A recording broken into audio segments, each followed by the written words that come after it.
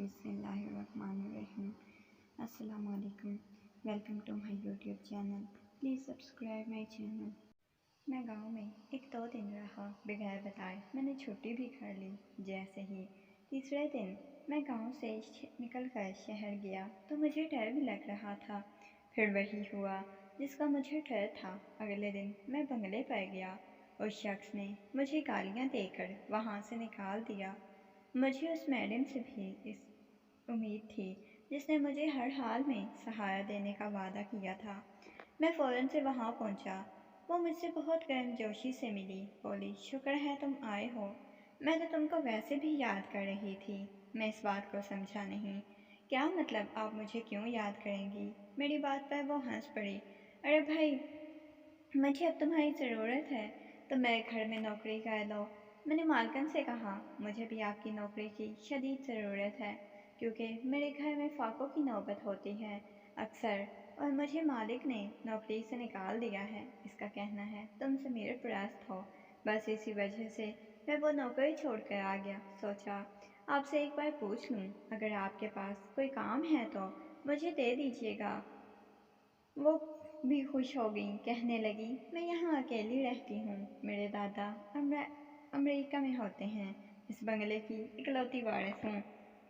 मेरे अब्बा जान तो बचपन में वफात पा गए थे। ताया लोगों से हम लोग नाराज़ हैं। दादाजी ने ये बंगला मेरे नाम किया और यहाँ पर एक अदद चौकीदार की ज़रूरत है तो तुम रहोगे, मुझे सहारा होगा। मैंने कहा ठीक है, जैसा कहोगी वैसा करूँगा। कहने लगी, एक बात शर्त है, मेरा हुक्म मानना पड़ेगा। चाहे मैं किसी दिन तुमको कहूँ तुम मालिक बनकर कुर्सी पर बैठो, तुमको वैसा ही कहना पड़ेगा। मुझे हुक्म अदली करने वाले लोग पसंद नहीं। अगरचे तुम मेरी जान बचाई है, तुमको मेरा हर हुक्म मानना होगा। बगैर सवाल किए तनख्वाह मैं तुम्हारी सोच से भी ज़्यादा तुमको दूंगी।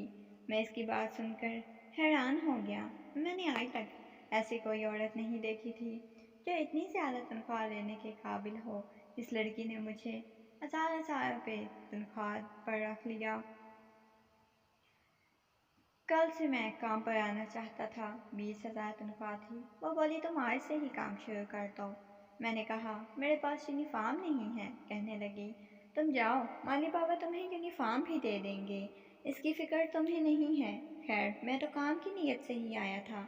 उस शख्स ने मुझे एक काले रंग का यूनिफॉर्म दिया जिसे पहनकर अभी बाहर के दरवाजे की तरफ जा ही रहा था कि मेरी मालकिन ने पीछे से आवाज़ दी, अरे कहाँ जा रहे हो? हमसे भी बात कर के जाओ। इनकी बात सुनकर वो मुझसे कहने लगी, तुम्हें तुम्हारा क्वार्टर दिखाती हूँ। क्या मुझे यहाँ बने क्वार्टर भी मिलेगा?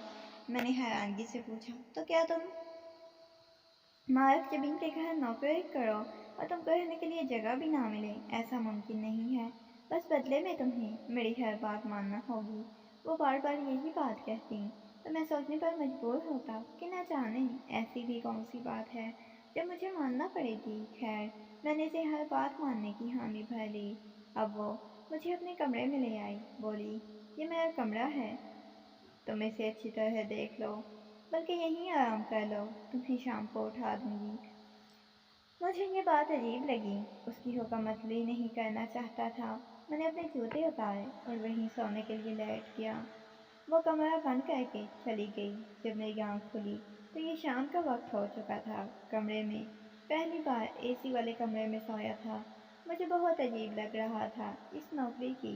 मुझे तो कुछ समझ नहीं आ रही थी। अभी मैं बैठ गुमसुम सोच ही रहा था कि दरवाज़ा खुला। वही लड़की कमरे में दाखिल हुई। हाँ, तुमको नींद कैसी आई? मेरा घर अच्छा लगा। मेरे घर में हर चीज़ ही ऐसी है, पुरस्कून और सलीके वाली, इस लड़की ने कहा। तो मैं हैरान हो गया था। अच्छा, बाकी अब मैं चलता हूँ, मैंने इसकी बेतकल्लुफ़ी को नज़रअंदाज करते हुए। हाँ ठीक है, तुम चले जाओ। वो मुझसे पैसे ले जाओ, तुम्हारी बीवी इंतज़ार कर रही होगी। तुम इतने दिनों के बाद नौकरी से जा रहे हो, अपने घर जाओगे तो वो तुमको ज़रूर कोई ना कोई चीज़ मांगेगी।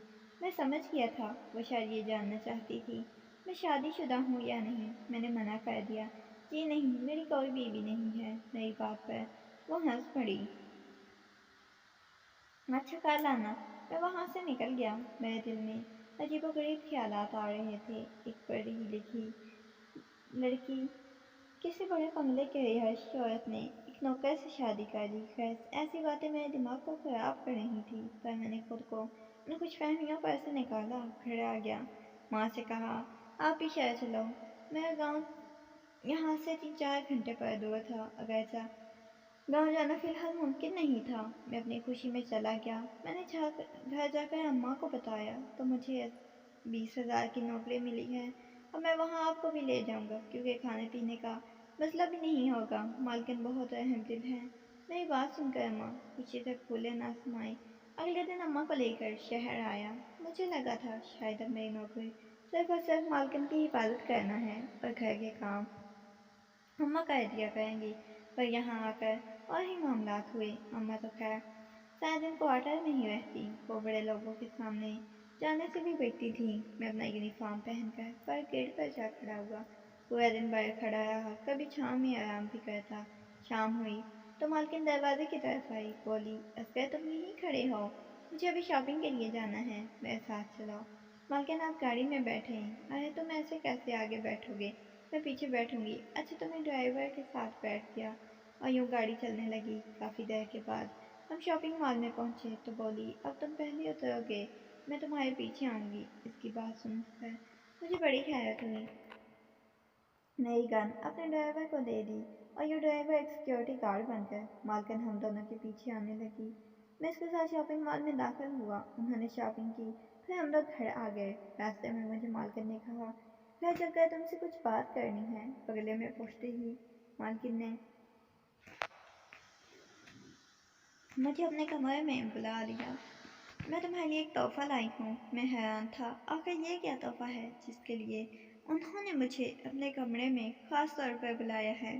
مالکن نے میرے سامنے شاپر کھولا تو ایک خوبصورت قسم کا سوٹ، جسے دیکھتے ہی لگتا تھا جیسے یہ میرے لیے ہی بنا ہو۔ براؤن کلر کا یہ سوٹ مجھ پر بہت جچ رہا تھا۔ آپ میرے لیے کیوں لائی ہیں؟ میں نے حیرت سے پوچھا۔ تو تم اتنے خوش شکل ہو، تم کو ان کپڑوں میں دیکھ کر مجھے بالکل بھی اچھا نہیں لگتا۔ مالکن کی بات سن کر میں ہنس پڑا۔ آپ کا بہت شکریہ مالکن، پر میں یہ نہیں پہن سکتا، مجھے تو یہ یونیفارم ہی پہنتا ہوں۔ آپ کے بعد تم یونیفارم نہیں پہنو گے، اس گھر کے بڑوں کی طرح اچھے کپڑے پہنو گے۔ ہمارے گھر میں جب دادا جان ہوتے تھے تو وہ بھی ایسے ہی کپڑے پہنا کرتے تھے، تم بھی پہنو گے تو مجھے ان کی یاد آئے گی۔ مالکن کی بات سن کر میں خاموش ہو گیا۔ اس سے پہلے کہ میں باہر جاتا اس نے مجھے روک لیا۔ پھر مجھے دیکھ کیا ہے ہو جائے گا، یہ کپڑے پہن کر آؤ، مجھے دکھاؤ تم کو کیسے لگتے ہیں۔ میں فوراً سے کپڑے لے کر غسل خانے میں چلا گیا۔ نہا دھو کر میں نے نئے کپڑے پہنے، پھر باہر آیا۔ مالکن مجھے دیکھ کر خوش ہو گئی، بولی تم بہت خوبصورت لگ رہے ہو، تم نے خواہ مخواہ ہی خود کو عجیب سا ملنگ والا حلیہ بنا کر برباد کر رکھا ہے۔ میں نے کہا ٹھیک ہے، آپ آئندہ آپ کے کہنے پر ایسے ہی کپڑے پہنوں گا۔ میں کپڑے پہن کر اماں کے سامنے گیا تو وہ بہت خوش ہوئی۔ جہاں دیدہ عورت تھی کہنے لگی میں دیکھ رہی ہوں تمہاری مالکن تم سے بہت زیادہ حمایتیں کرنے لگی ہیں، میں کام کروں گی تو اس سے تمہاری مالکن کے ارادے کا مجھے بھی پتہ چل جائے گا۔ میں نے پوچھا ماں تم کیا کام کرے گی؟ بولی تمہاری مالکن سے ملتی ہوں، پھر اسے کہوں کہ میں تمہارا رشتہ دیکھنے جا رہی ہوں، مجھے کچھ دن کی چھٹی دے دے۔ اماں کی بات پر میں نے ہاں میں سر ہلا دیا۔ مجھے 20 مالکن میں کوئی دلچسپی نہیں تھی، نہ میں اسے شادی کر کے زندگی بھر غلاموں جیسی زندگی گزارنا چاہتا تھا۔ خیر اماں نے جو کہا ویسا ہی کیا۔ اگلے دن ہی اماں اسے چھٹی لینے کے لیے چلی گئی۔ مالکن نے یہ سنا تو بہت خوش ہوئی، میرے پاس آئی، کہنے لگی تم کو میں اپنے ہاتھ سے دلہا بناؤں گی، تم دیکھ لینا اتنے خوبصورت لگو گے جتنا کوئی بھی نہیں لگا۔ میں تمہاری شادی کے لیے بہت خوش ہوں، تم بھی دیکھنا تم خوش رہو گے۔ مالکن کی بات سن کر دونوں میں ہکا بکا رہ گئی۔ اگر مالکن کی ایسی کوئی نیت ہوتی تو وہ پھر مجھے اتنی مہربان کیوں تھی؟ اماں نے اس شعر کو اپنے ذہن سے نکال دیا۔ انہوں نے کہا امیر لوگ ایسے ہی ہنس مکھ ہوتے ہیں، ان کو زندگی کی کوئی پریشانی نہیں ہوتی، ہر وقت مسکراتے رہتے ہیں، ہم کو غلط نہیں سوچنا چاہیے۔ اب تم اس کے ساتھ کام کرو، اچھے پیسے دیتی ہے تو تم کو کوئی اعتراض نہیں ہونا چاہیے۔ मालकिन मुझे एक और कमरे में ले गई। यहाँ पर किताबें रखी हुई थी। ये लाइब्रेरी है, तुम यहाँ बैठकर किताबें पढ़ने का नाटक करो। मैं कहने लगा, क्यों मालकिन, मुझे तो पढ़ना भी नहीं आता। अब क्या हमें करूँ? तुम किताब लेकर बैठो, मैंने ये कहा। उसने मुझे किताब दे दी। कुर्सी पर बैठ गया। मैंने सोचा, इस हुकूमत अबली की तो वैसे भी जब इसकी नीयत ठीक थी तो फिर मुझको भी खामखा शक करने की क्या ज़रूरत थी। यूँ चुप करके कुर्सी पर बैठ गया। बोली, जब तक मैं न कहूँ तुमने उठना नहीं। ये कहकर मालकिन चली गई। 2-3 मिनट बाद ही गुजरे। मुझे दूसरे कमरे से आने की आवाज़ आई। ये सुनकर डर गया। सोचा, मालकिन का अपना घर है, वो बात अलग थी जब मैंने उनकी जान बचाई थी, पर अब तो बात अलग है। अब तो वो खुद किसी से फ़ोन पर बात कर रही थी और साथ साथ रो भी रही थी। उनकी हल्की हल्की आवाज़ मेरे कमरे तक आ रही थी।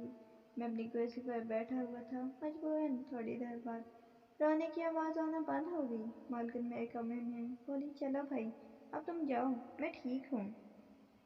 मुझे बहुत खुशी हुई कि तुमने यहाँ आकर मेरा हुक्म माना। अब मेरे साथ बहस या फिर बदतमीज़ी नहीं की। मैंने मुस्कुरा कर इनका जवाब दिया और वापस से अपने क्वार्टर में चला आया। मुझे समझ नहीं आ रही थी कि आखिर मालकिन मुझसे क्या चाहती है। मैं तो जितनी भी कोशिश करता कुछ करने की, वो हर बार मेरे लिए एक नया हुक्म निकाल कर ले आती, जिसकी पासदारी करना मेरे से पहले से ज़्यादा मुश्किल हो जाता था। आज भी ऐसा ही हुआ। अब मालकिन ने घर से बाहर रहना शुरू कर दिया। वो घर काम ही आती थी, ज़्यादातर बाहर ही रहती थी।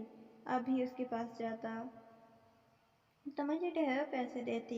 एक दिन मुझसे कहने लगी, तुमको एक चीज़ खिलाती हूँ जिसे तुमने पहले कभी नहीं खाया होगा। मैंने कहा, सो बिस्मिल्लाह, आप तो हमेशा ही मुझ पर मेहरबान हैं।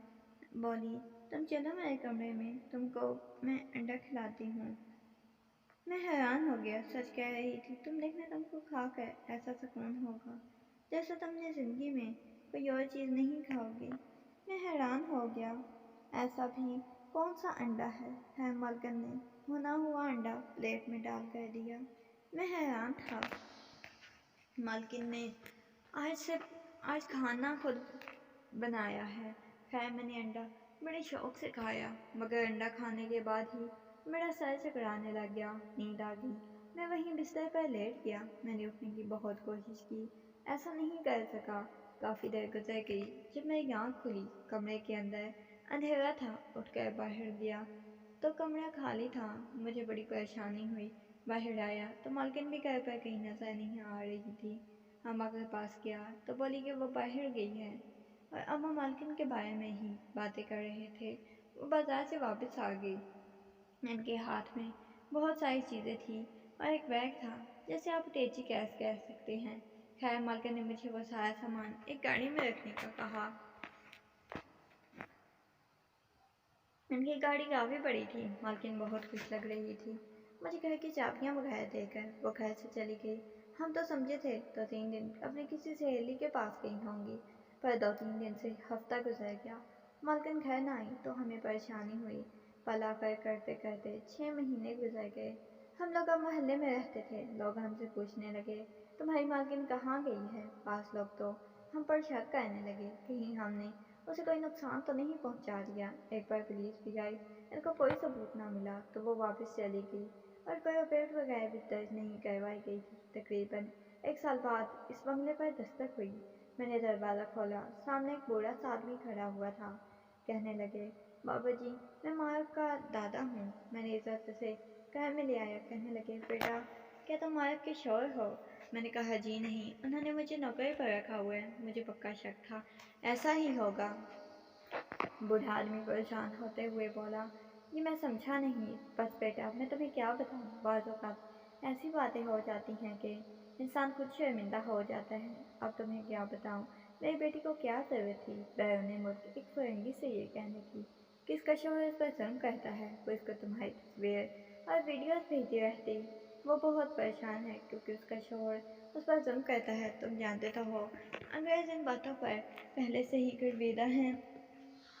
मैंने अपनी पोती को बहुत समझाने की कोशिश की, बहुत मना किया तो ऐसा ना करे, लेकिन वो कहाँ सुनती है किसी की।